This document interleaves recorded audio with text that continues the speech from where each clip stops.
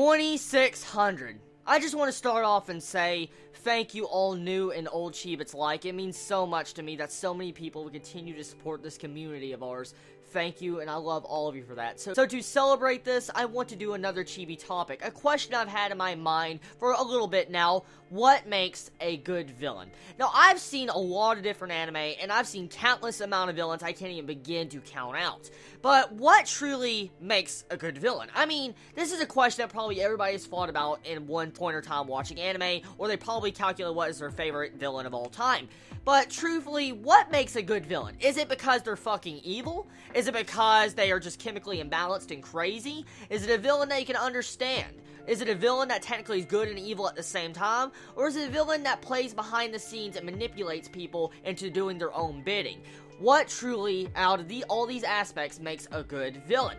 I feel like to make a good villain, you need all these different aspects along with character development, backstory, and something that makes them believable as a villain. Yes, there's many villains, even in shonen anime, that are downright unbelievable, especially with power standpoints, but they're good villains in their own downright because they actually have the strength to back it up. So, is a villain determined by their strength? Honestly, in my sense, no. If we look at other villains, like very popular villains, one of my favorite villains, Makishima Shogo from Psycho Pass, we'll see a villain doesn't need to be physically strong to be a good villain. Like, Makishima Shogo, he was a villain of his own time of certain circumstances. He was turned into a villain. He technically wasn't a villain, but was a villain at the same time. And so, his entire moral value of Makishima Shogo was so complex that it made him a unique villain. You know, like in different aspects of different villains I've seen, like Meruem from recently from Hunter x Hunter. His entire status of how you could understand his actual values of what type of character he is, like his development as a character, and see that he's a good guy and an evil guy at the same time, makes him very good. But does that make him like top villain material? Does that make him the best villain? And does that make a good villain? In my eyes, yes. But there's other aspects you can judge by this. Like other villains, like for instance, Light from Death Note. And many aspects you can look at, for instance, Light as an anti-hero, which technically he is. But I want to look at Light as a fucking villain, because technically he is a fucking villain. It shows you that this kid, this high school student like Light, went from just a regular high school student to being power hungry, hungry for power, and wanting to change the world and become God over the world.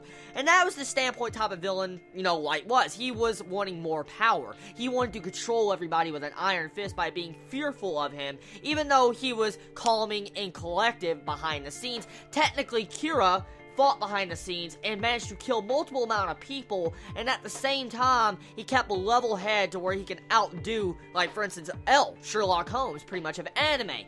But does kill count and, I guess, being subtle really count as a good villain? In another sense, yes, but at the same time, no. I personally don't believe to have a good villain, you need a body count, a good death count that really just displays their type of power.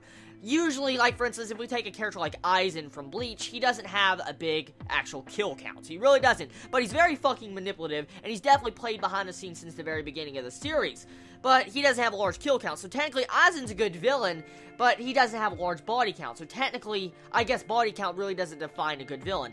I personally believe what defines a good villain is something you could jump your shoes into and pretty much understand why he's killing people, why he's doing this, and what his true morals are. For instance, in my opinion, a bad villain, honestly, and this is going a little bit off topic, but a bad villain is someone that just says, I want to have world conquest, I want strength and power, I want to kill everybody, world conquest, stuff like that. That's very fucking generic, and it doesn't make actual good villain material. So when I think a writer decides to flesh out a character and make you try to understand why this fucking dude is so evil, why is he so psycho? For instance, Yuno Gasai from Mirai Nikki.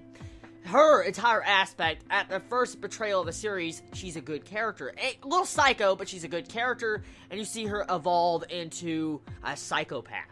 A fucking psychopath. And so, at the same time, Yuno Gasai was one of my favorite female villains I've ever seen, just because of how she was portrayed, and just how chemically imbalanced she was, and how far she would go for someone she loved. And technically, she was the main antagonist of the series. And I feel like to make a good villain, you need good writing. To have good writing, you need good backstory. To have good backstory, you need good character development on a villain. And I feel like that's what is the makeup of a good villain.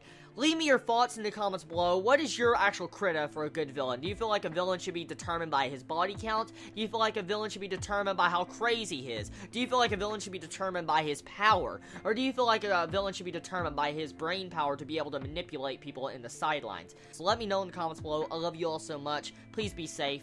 Chibi out.